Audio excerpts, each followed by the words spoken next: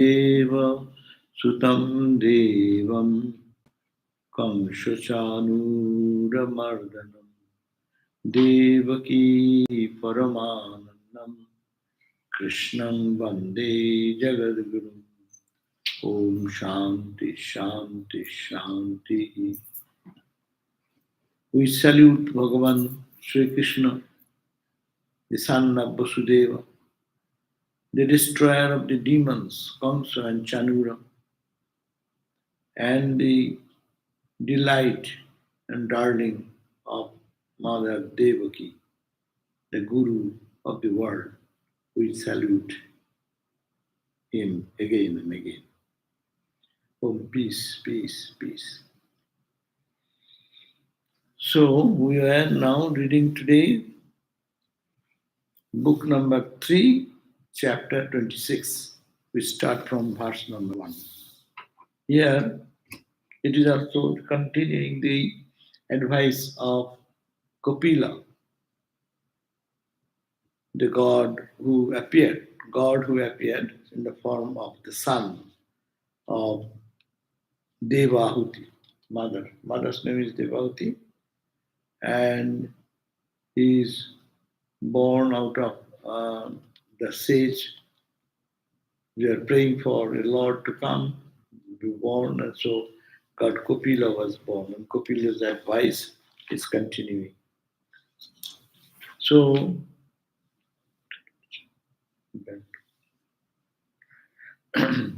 so therefore, this 23rd, this 26th verse, 26th chapter is dedicated to Kapila Upadesa and talking. Hey, Ujanana, this door should be locked.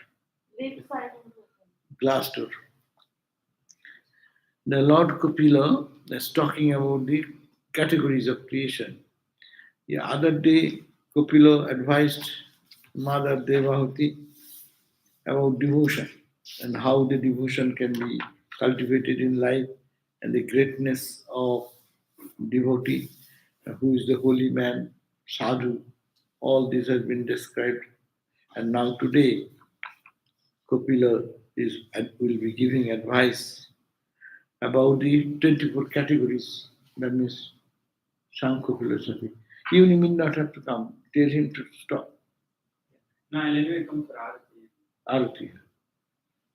But before that, stop. You can stop it. So it says that Lord Kapila then said, now I shall tell you, that's verse number 1. The Lord Kapila said, he says, Atha te sampravakshani tattanang lakshanang pritham jad viditva vimuchyate purusha prakiter gunai. So I am now going to relate to you, describe to you that tattva, that the principles, 24 principles, the characteristics of all the categories, now talking separately, so that by knowing which Jad Viditva, knowing which Purusha, a spiritual seeker, can be muchyate, can get freed from the prakriti, the nature, the jara, the matter. It's Sankhya philosophy they are talking. Because Kapila is the propounder of the Sankhya philosophy. What we now know as Sankhya philosophy is the Kapila. And Kapila is giving his instruction here to Mother Devahuti. So he's saying here, Kapila to his mother, that now I shall tell you the characteristics of all categories. Categories means 24 categories. Because in nutshell, Sankhya is this.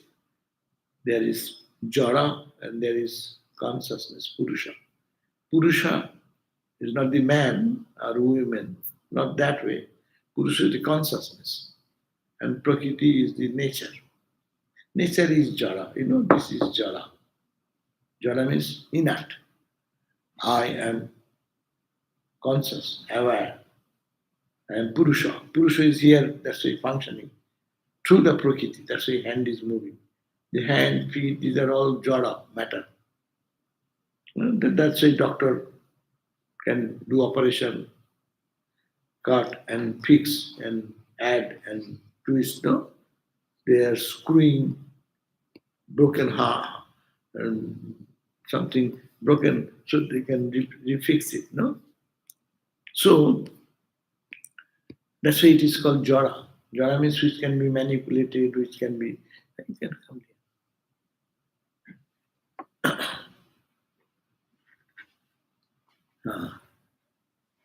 Yeah, you can put it. Sit down. So it can be made a manipulate. You can manipulate, you can change, but you cannot do anything to the consciousness. So it is said.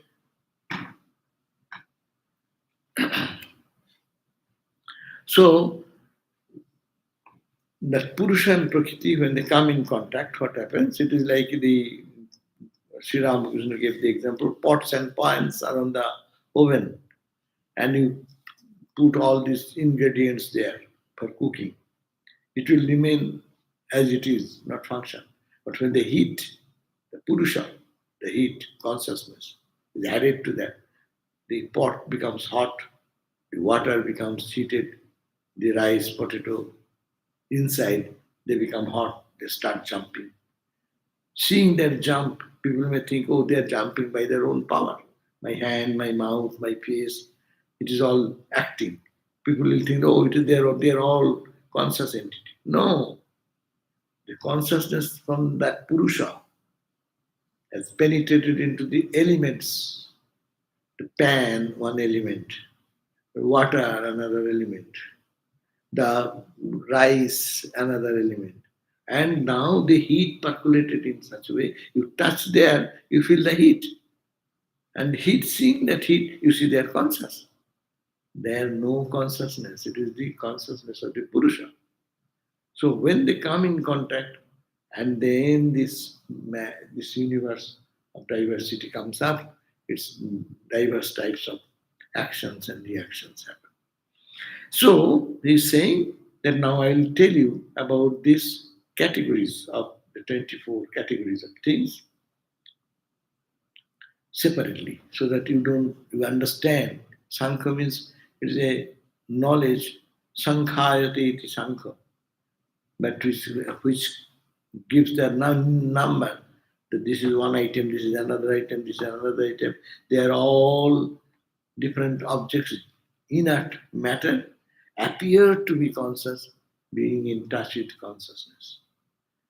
But they are all two distinct, separate items. That's a Shankar. Vedanta will say not two different, but it's all one.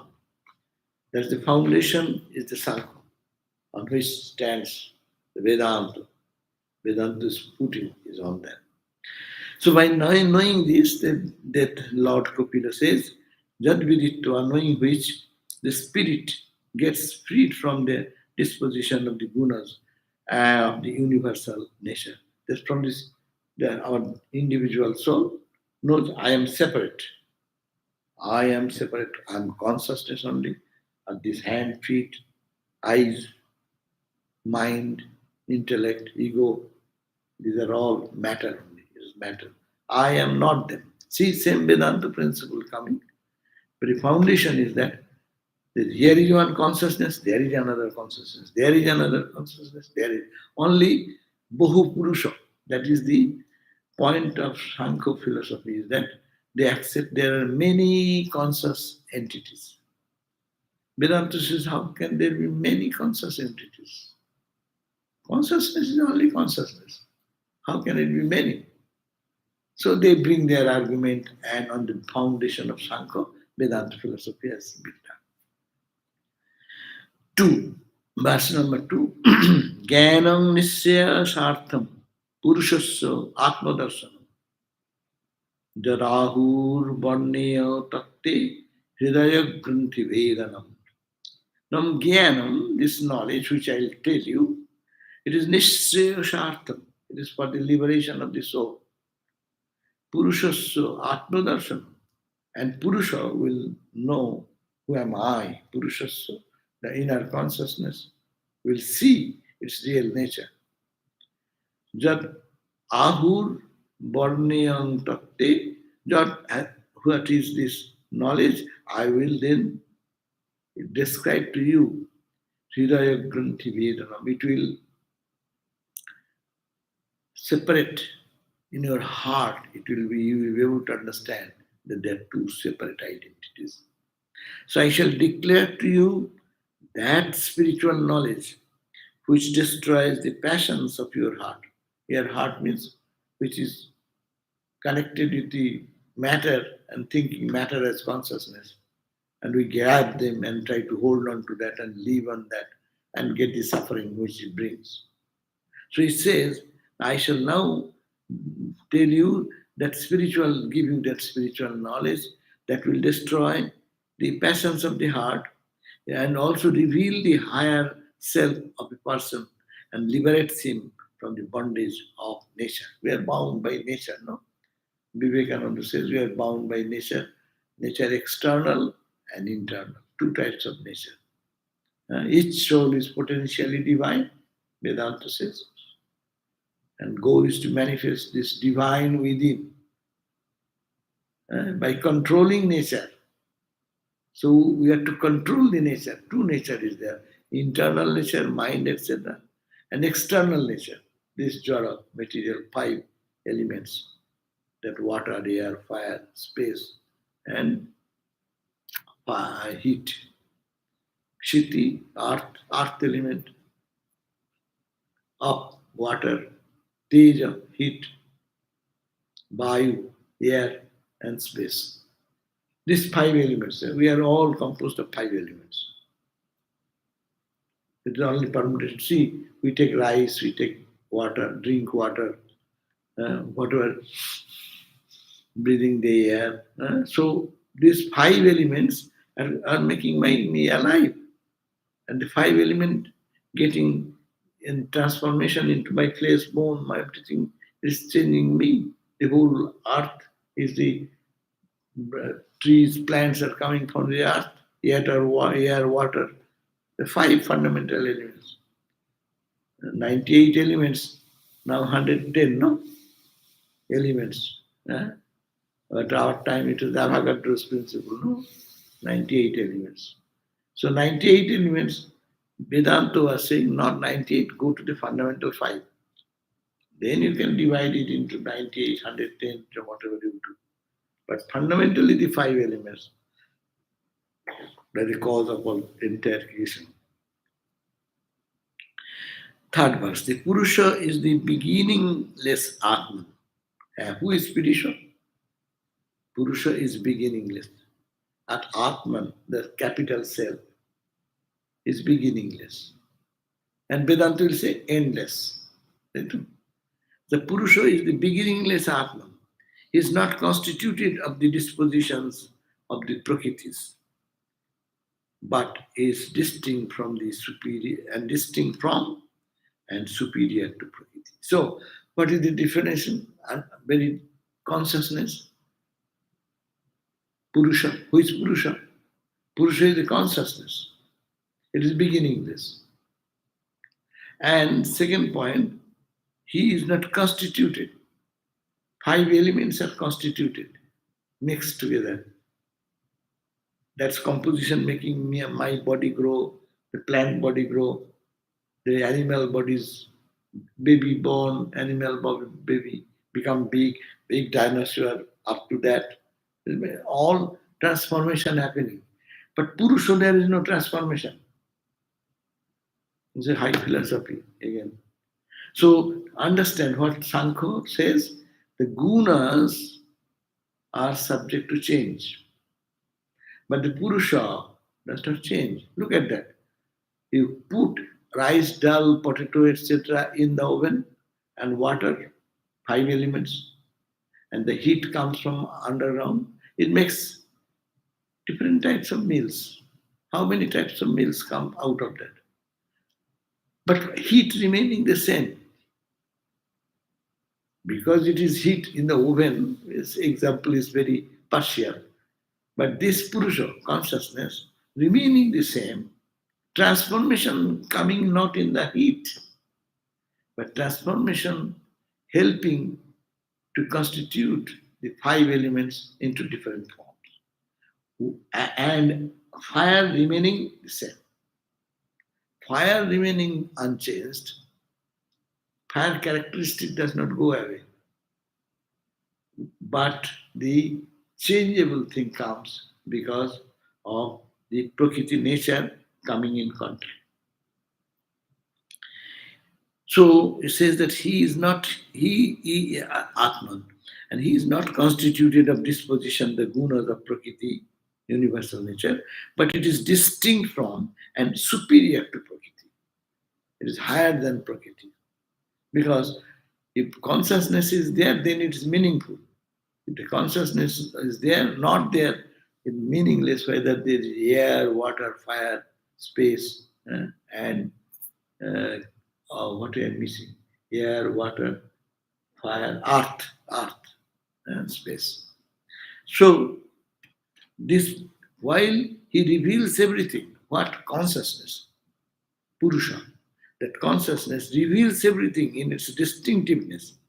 Because of the heat, because of the consciousness, we can discriminate. Oh, this is air, this is water, this is fire, this is space. No? But he himself is self-revealing and requiring no other revealer. The consciousness does not need anybody to reveal. Consciousness reveals everything, but there is no revealer of the consciousness. Anadiratma Purusho Nirguno Prakiteparo Prattak Dhama Sayam Jyoti Vishwam Yena Samannita. Vishwam Yena, by which the Vishwa, the universe, is become integrated because of that light. So it says, while he reveals everything in its distinctiveness, he himself is self-revealing, requiring no other revealer. He has brought the forces of evolution together and set them in motion. As if everything is in motion because of the consciousness behind, while consciousness does not move. This is a very thoughtful points to remember. No? The consciousness remaining at the background, not changing anyway, giving the opportunity to change and continuously transform from one to the other to the other. Fourth verse. Saesho prakriting shukshman daiving gunamaying vibhu jadrichaye evo upogatam abhya padyato lilaya upogatam abhya. The Supreme Spirit being approached at his behest by his own subtle divine power. The Supreme Spirit, that's consciousness, being approached at his behest by his own subtle divine power means Prakriti, constitute of the three gunas, Rajas, Tamas, and Sattva, looked at her sportively, as it were, and thereby endowed her with the power of the world evolution by impregnating her with his own emanation as the jiva or the individual soul. That means what has happened is it created the three gunas, Prakriti, whether it is gunas or no gunas, we didn't know before the coming of the consciousness. It is all hidden. All the taste of the rice, dal, potato, when you boil, then it comes out something. Before you don't know what is the taste of it. Because of the consciousness, because of the heat, as we create our food of different taste. So see, because of the consciousness behind this, all this diverse world of taste and temperament has been created. Seeing the subtle and divine Prakriti, which is constituents of Sattva, Rajas and Tamas, producing various kinds of material bodies, The Purusha, the Jiva or individual spirit, identifies himself with those bodies due to loss of self-knowledge through infatuation. Now what happens? Seeing the subtle divine Prakriti, this Purusha forgets his divine nature. Being coming in this contact with the Prakriti, with its constituent Sattiko, Rajasiko, Tamasiko qualities, producing various kinds of material bodies, diverse creation coming out of that.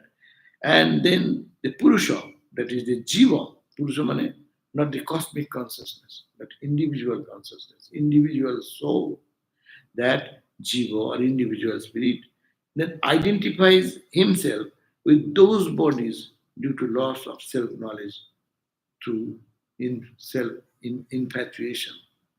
So he gets bewildered. That's the caught. They got trapped. So what is this way of freedom? When you know, no, this is Prakriti. I am untouched. This is our Vedanta sadhana. Anything happens, oh, it is happening in the body. I am consciousness. Oh, it is happening in the mind. I am not the mind, I am separate. So, foundation, you see foundation in the Sankhya, that this Purusha, though I am self-conscious, though Prakriti came 5 elements in touch, and because of that connection together, the Jada, the matter, becomes so living and no active and attractive,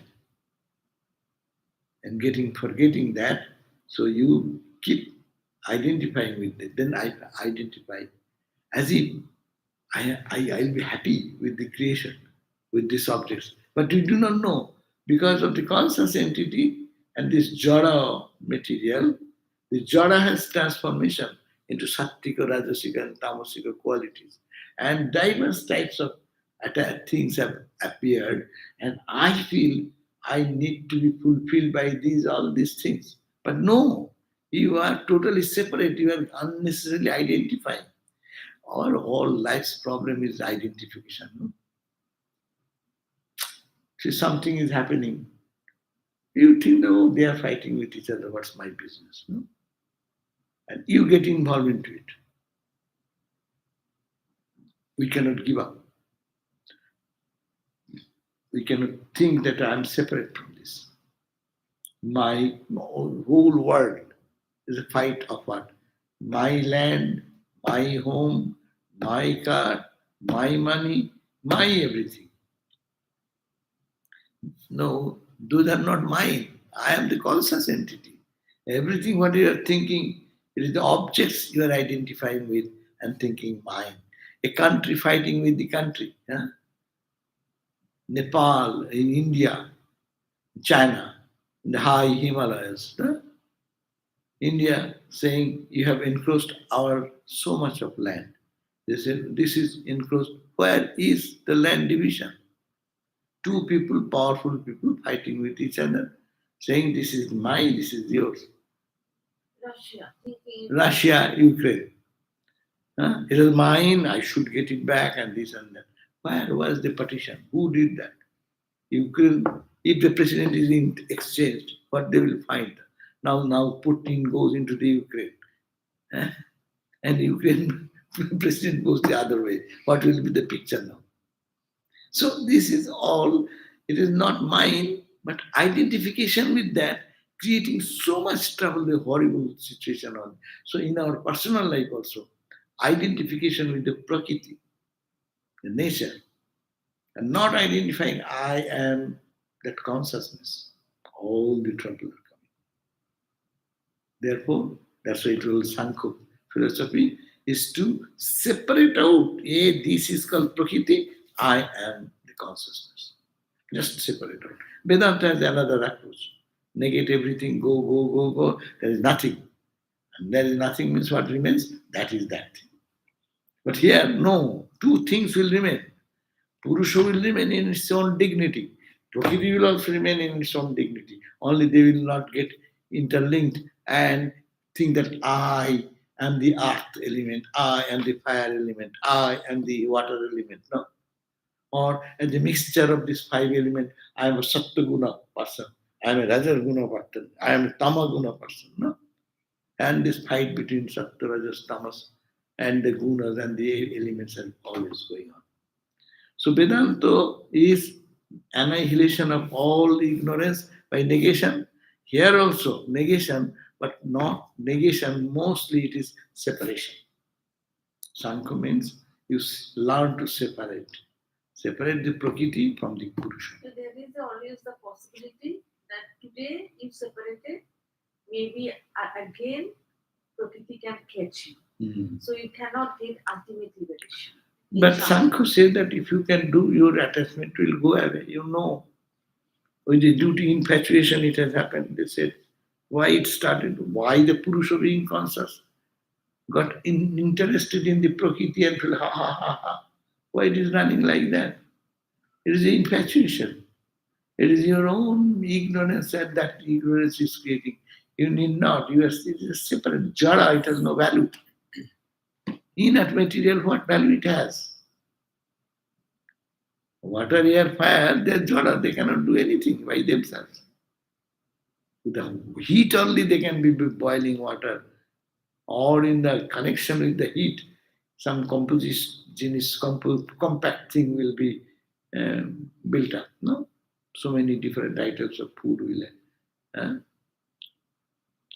So, for the Purusha is the center of consciousness in the complex agent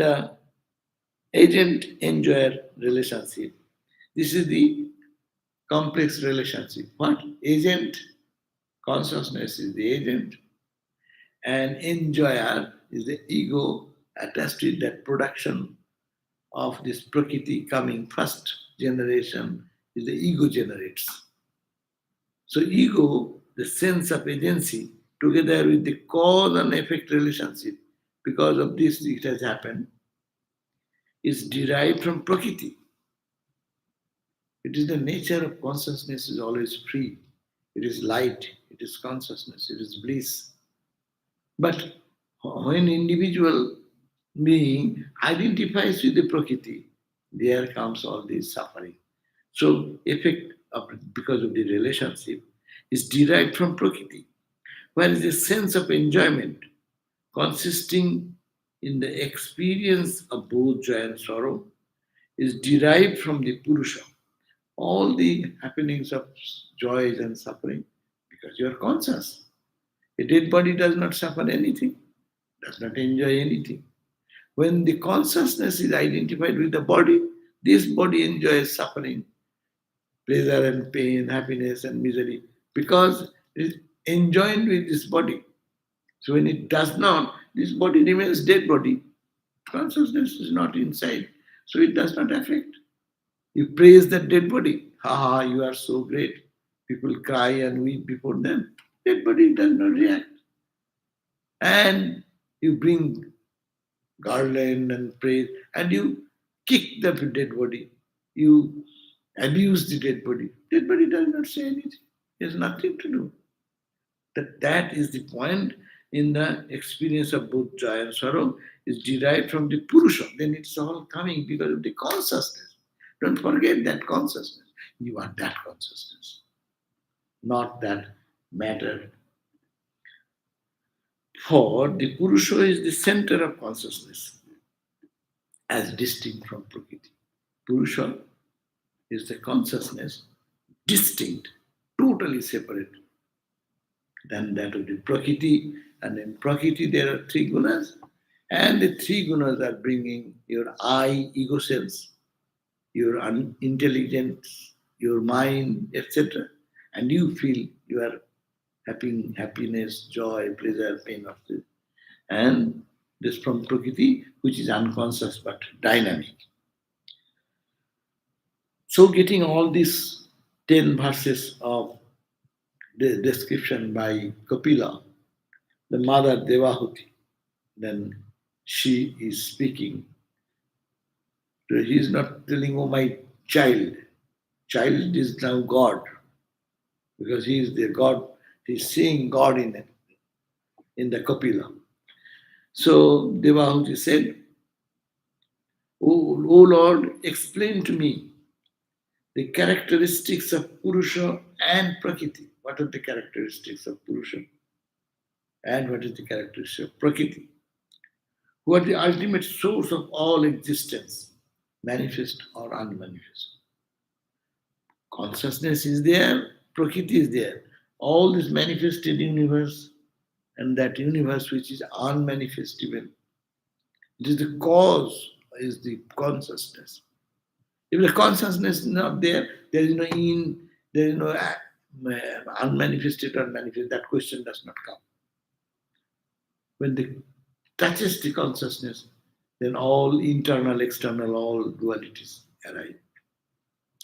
Bhagavan said, the son Kapila is saying, but he said, the description of Prakriti is as follows. What is called Prakriti? I am telling you this. What is the Prakriti? It is called Prakriti because it is the root substance of all objects. We say Prakriti means in Sanskrit say, in Bengali also we say it is his nature. Someone you tell you see, you can tell him 100 times, but he does not change. In Bengali or in Sanskrit, you say it is his nature.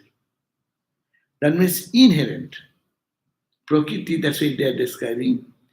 Jeta just trigunam abhyaktam nityam sad asad atmakam pradhanam prakriti prahur vishesham visheshavat. The description of the Prakriti, it is called Prakriti because it is the root substance of all objects. Prakriti means nature. Root, it is hidden. The person of evil character, will you do evil deeds? How much you tell him, he will not listen. So it is Prakriti, it is inherent in the nature. He is forced to do like that. A good man will always doing service to others and help others and do others, even at the cost of his own loss. It is his nature. So in the Prakriti, they are inherent. This nature is inherent. Because it is the root substance of all objects. It is also known as Pradhana, another name, Purusha or Pradhana, or the prime principal entity.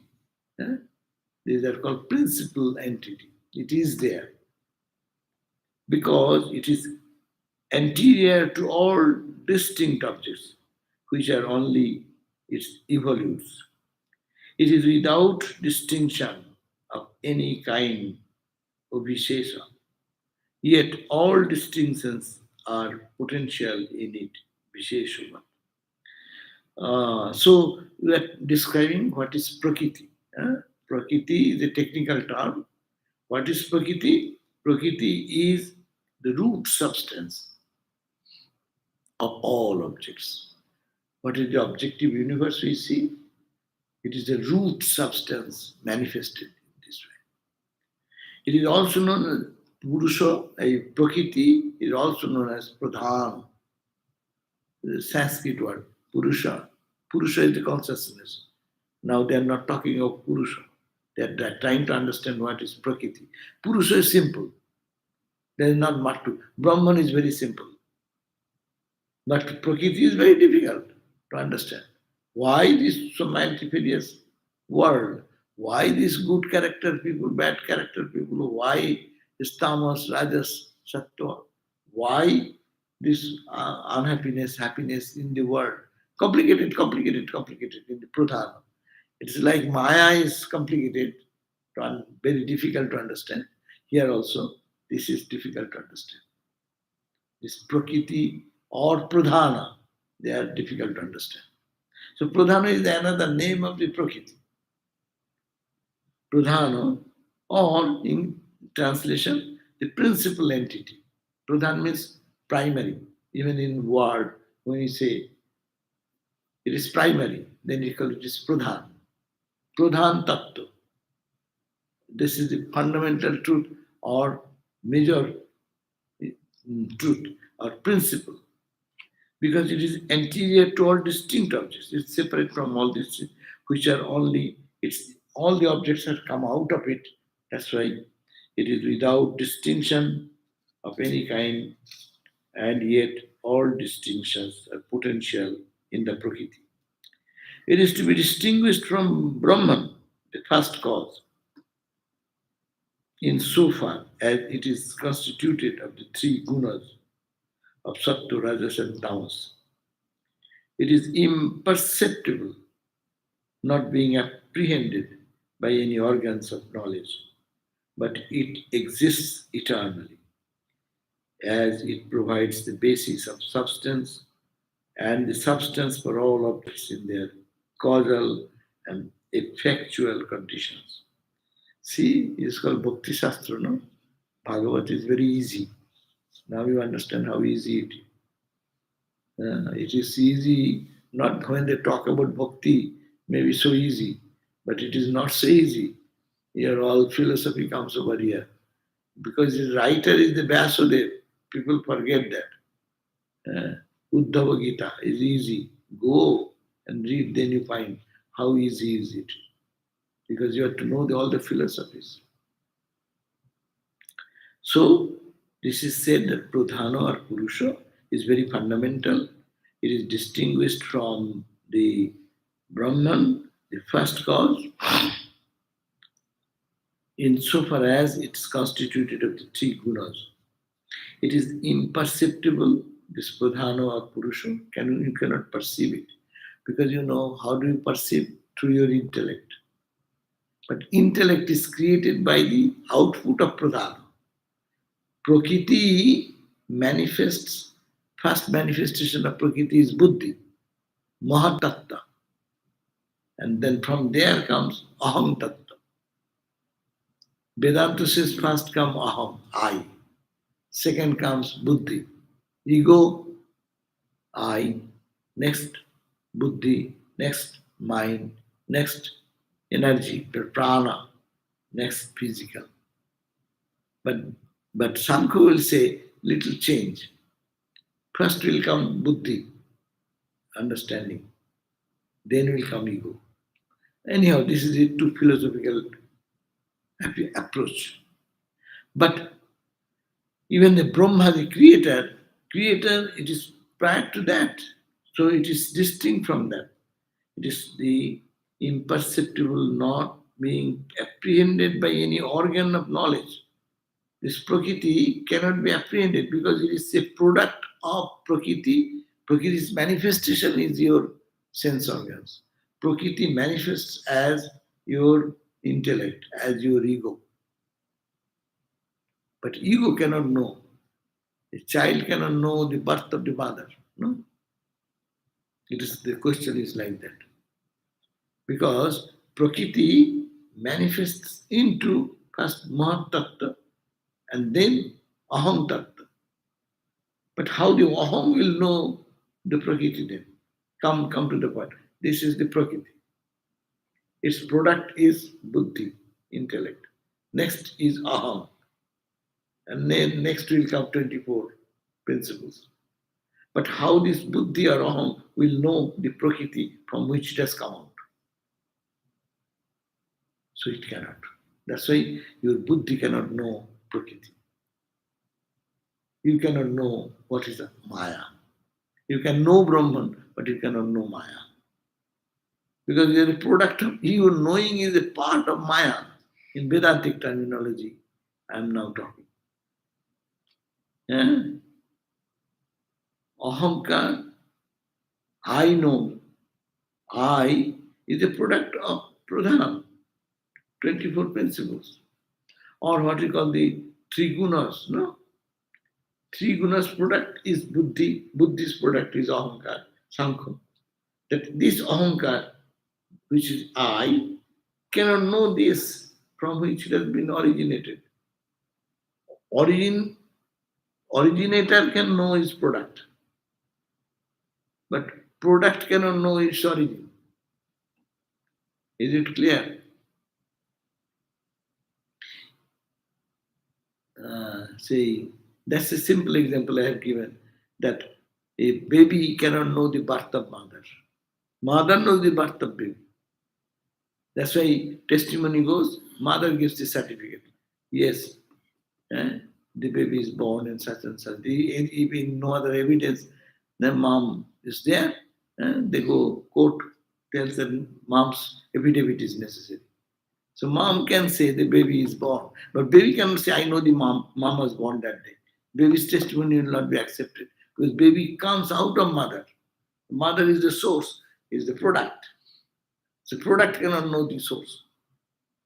Very simple cause. But this Prakriti then, it exists all the time. But here two things are existing totally.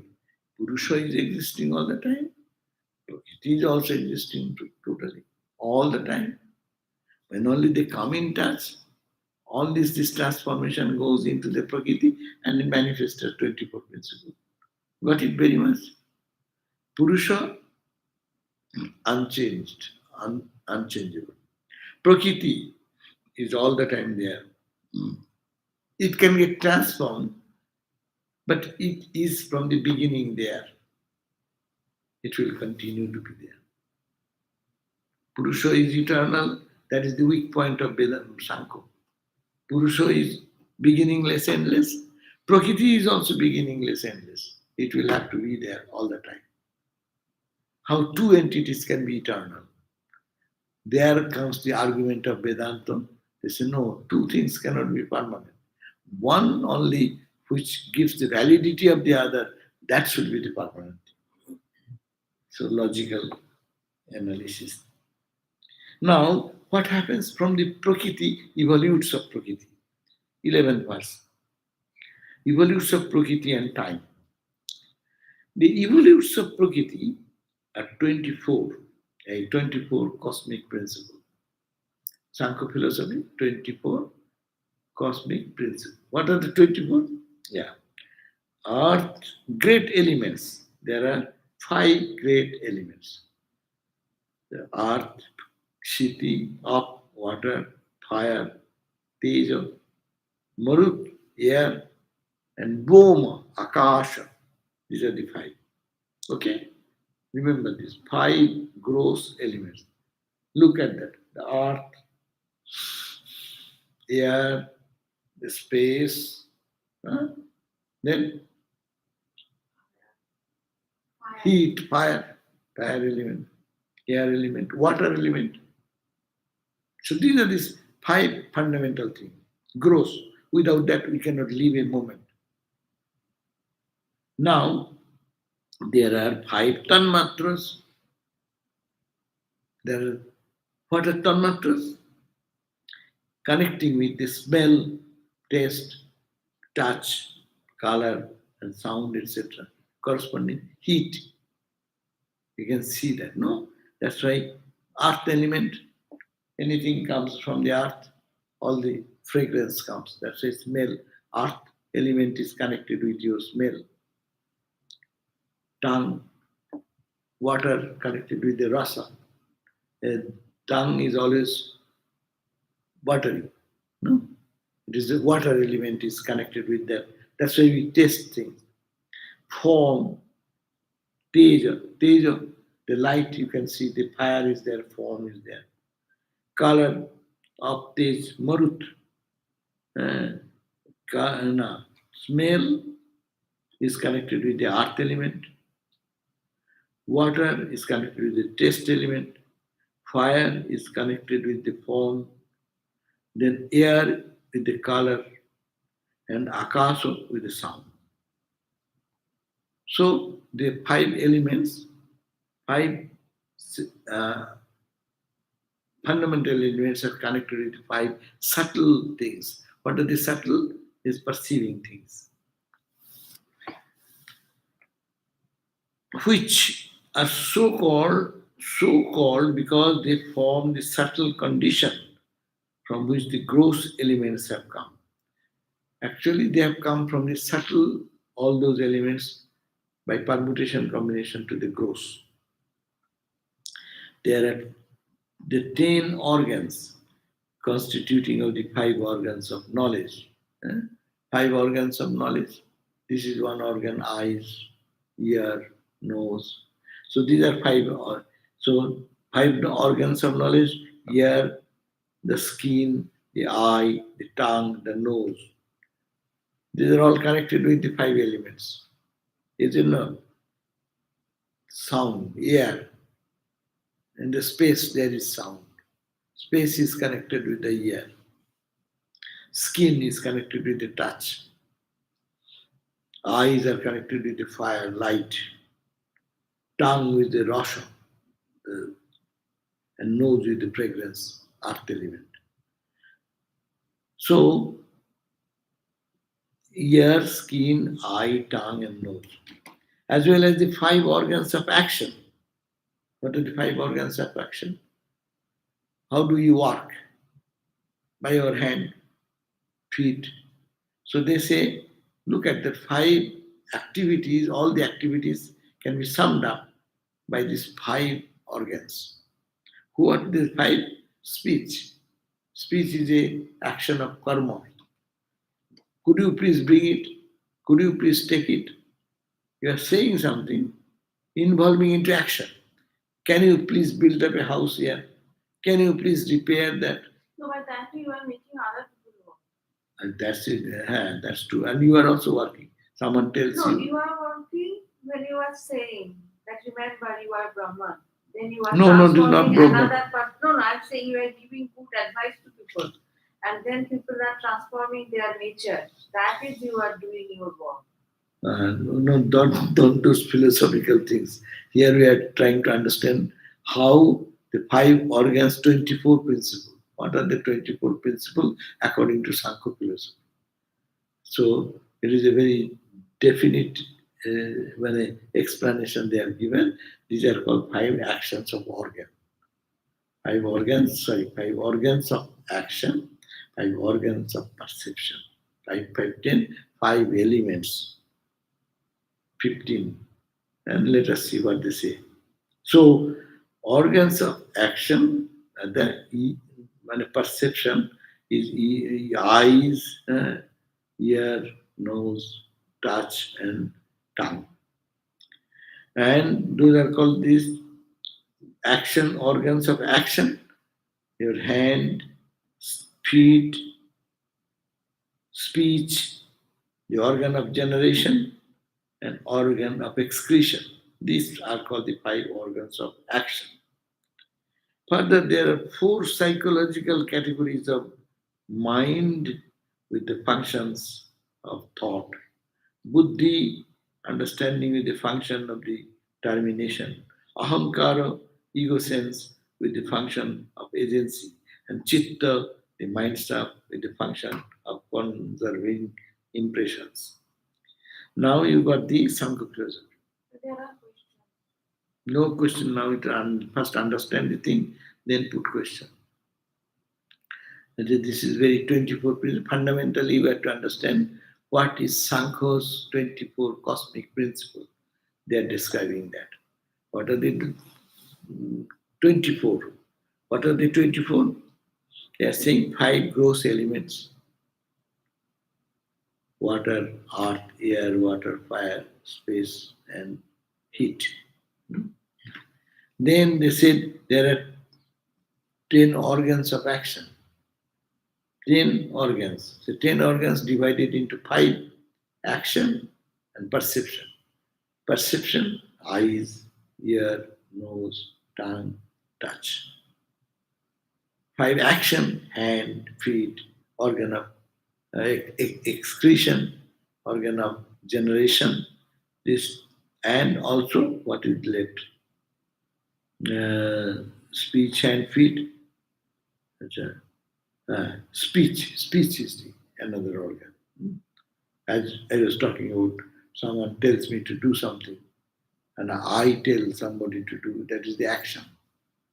So speech forces us to work. So these are the 20. Further, then we need 24 principles. What are the 4 principles? One, they have said, is categorical, psychological categories of mind. One is mind, another is buddhi, another ahankara, another is chitta. Mano, buddhi, chitta, ahankara. These four. What are mana? Mana is which indecisive psychological aspect of our life. We do every work through mind, but mind cannot decide anything. Decision maker is in us. That's called buddhi, intellect. We say, no, I now understand this. Before that, I don't understand what is this, what is that. It may be like this, it may be like that. But when you confirm it, your buddhi, I know this is this. Manobuddhi. Ahankara, ego. I know, I know. These are all modification of one thing, mind. Mind works in four areas. Mind, when it cannot decide, it's called mind, manas. When it decides, it's called buddhi, affirming thing. Then it is called chitta, memory is a function of mind. Mind remembers certain things. That's the chitta. And ahankara, the ego. These are the four. So you got 24. Okay? Now, Bolo, what is the what question? No, people are asking online. Oh, people are asking. Oh, come on, time is so we'll should end here. Right. Yeah, we end here. We are at the verse number 14. We end here. 15 we'll read the next day. I was not looking at the time. Om Shanti Shanti Shanti Hari Om Tat Sat Sri Ramakrishna Panam Astu. Now, one question. Lord Chaitanya is quoted as saying the Absolute is one. It is experienced as Brahman, Paramatman, or Bhagavan, depending upon the proceeds used to reach it. Which of the three does Sankho support? Sankho, as I said, Sankho is a foundation of Vedanta. So what Sri Chaitanya is saying, he is in a transcendental state and talking the Absolute is one. It is experienced as Brahman. The ultimate truth is one. You perceive it as differently, naming differently. One is called Brahman, another is called Paramatman, another is called Bhagavan, depending on the process used to reach it. So it has no connection with Sankho here. Sankho is the basis of Vedanta. Here Vedanta has been focused by Sri Chaitanya. There is the Absolute is one, and we experience him in different names. We call Paramatman, we call Brahman. Some people also say Bhagavan, but they are looking at the same truth. So that is a different philosophical stand. So it has no connection there. What is common to devotional service, Brahman and Paramatman, that makes them expressions of the same absolute and not three separate things. What is common to devotional service? You know, what is devotion? Devotion is love. Simply take it. But love for Saguna, you can love God with form, you can love God without form. When you love without form, you call Brahman. When you God with form, you call devotion. It is a conventional, but devotion is necessary for Vedanta also. Otherwise, why will you love Atman, Brahman, etc.? Why will you think that I am the Atman? Atman is the ultimate reality. You love Atman, you love the self, you love the cosmic consciousness. So that is the point. Common, it is Brahman and Paramatma, them expressions of the same absolute and not three separate things. What is common? Common is the consciousness. Common is the bliss. Satchidananda is the common everywhere. Sankho philosophy says, Sankopila says these are matter, non-essential. Vedanta says it appears, it is not there. When the knowledge comes, what remains? For a bhakta also remains love, joy, and he is in ecstasy in the bliss. And a Brahmajnani also goes into the absolute bliss. So bliss is the ultimate thing, whether you follow whatever bhakti or jnana. What did Raja Maharaj mean when he said, if we had initiated those people who would have been burned to ashes? If we had initiated those people, is there any risk for it?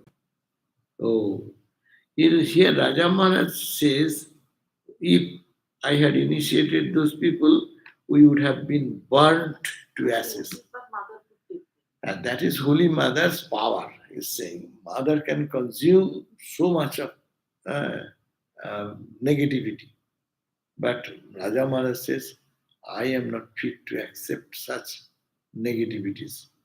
We are all, it is, what is But sin? second part of the Sin is nothing but, sin is not, is there any risk of giving, that's the point.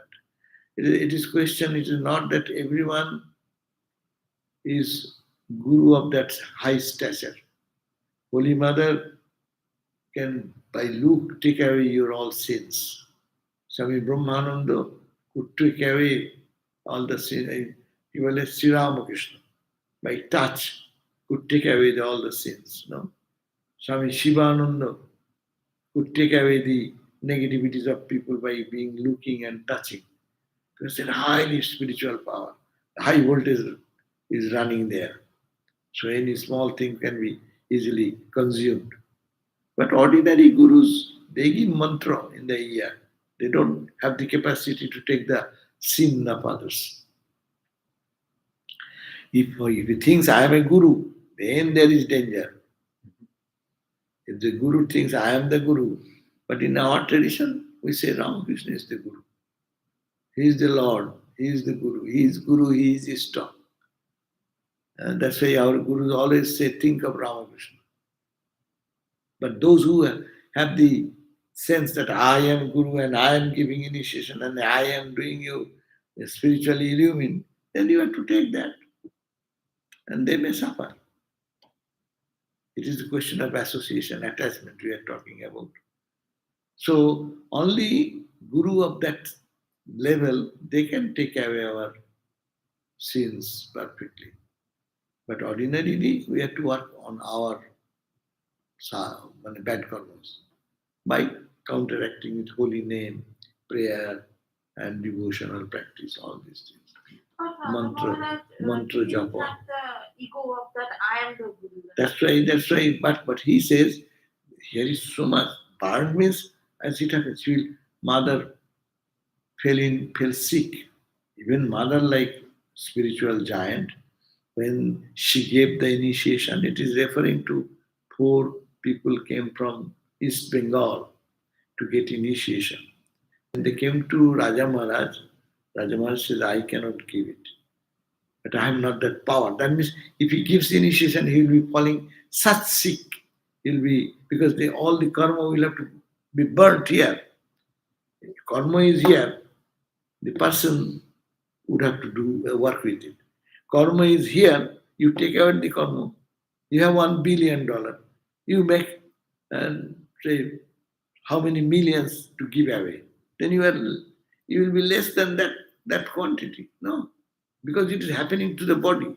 Spiritually, nothing will happen because it's passing to the body.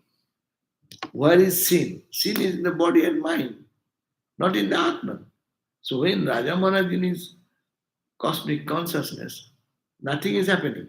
But when he comes back, heavy disease, temperature, Holy Mother, 3 days, she was knocked down into the high temperature, could not raise her head. Such burning sensation all over the body. So these are the physical things because that sin she is consuming in her body. So that type of thing is only spiritually highly illumined people can do. But for normally, gurus give the instruction, traditional instruction. It's called which is coming down from ages together.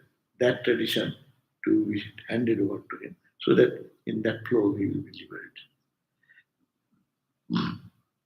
Okay, So that's all.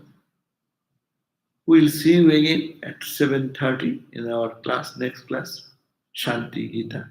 Thank you. Jai Ma.